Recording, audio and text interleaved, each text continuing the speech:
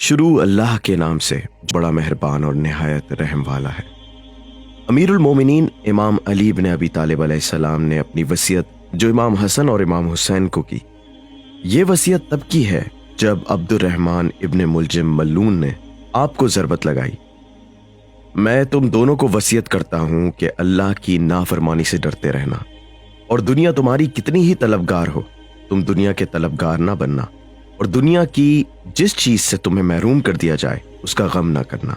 جو کہو حق کی حمایت میں کہو، اور جو عمل کرو اجر کے لیے کرو، ظالم کے مخالف اور مظلوم کے مددگار رہو۔ تم دونوں کو اپنی تمام اولاد کو، اپنے کنبے اور جس سے بھی میری تحریر پہنچے، میری وصیت ہے کہ اللہ کی نافرمانی سے ڈرتے ہوئے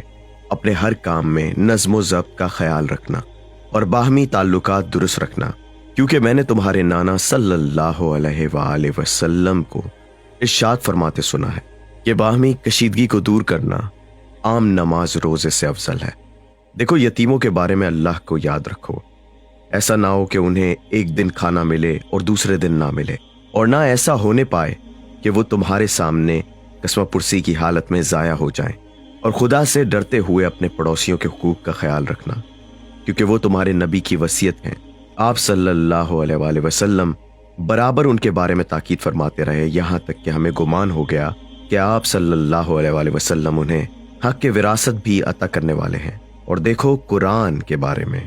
خدا کو نہ بھولنا، ایسا نہ ہو کہ اور لوگ اس کے احکام پر عمل کرنے میں تم سے آگے نکل جائیں۔ نماز کے بارے میں اللہ سے ڈرتے رہو، کیونکہ یہ تمہارے دین کا ستون ہے، اور خدا را اپنے پروردگار کے گھر کو جب تک جیتے رہو خالی نہ چھوڑنا، کیونکہ اگر اسے چھوڑ دیا گیا تو اہل بیت کی حیثیت سے تمہارا احترام جاتا رہے گا۔ اور خدا کی راہ میں مال، جان اور زبان سے جہاد کرنے کے بارے میں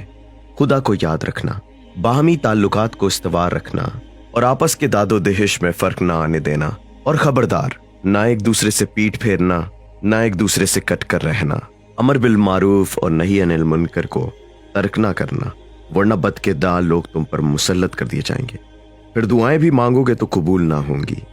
پھر ارشاد فرمایا، اے اولاد عبد المطلب، خبردار، ایسا ہرگز نہ ہونے پائے کہ میرے قتل کے بدلے کے لیے تم مسلمانوں کے خون سے ہولی کھیلنے لگو اور امیر المومنین مارے گئے کہ نعرے لگانے شروع کر دو۔ سنو، میرے قتل کے بدلے میرے قاتل کے سوا کسی کو ہرگز قتل نہ کرنا۔ خیال رکھو، جب قاتل کی ضربت سے میری موت واقع ہو جائے تو اسے ایک ضربت کے بدلے ایک ہی ضربت لگانا، اور دیکھو، اس شخص کی لاش کو مسلح نہ کیا جائے، ناک کان وغیرہ نہ کاٹے جائیں، کیونکہ میں نے حضرت رسول خدا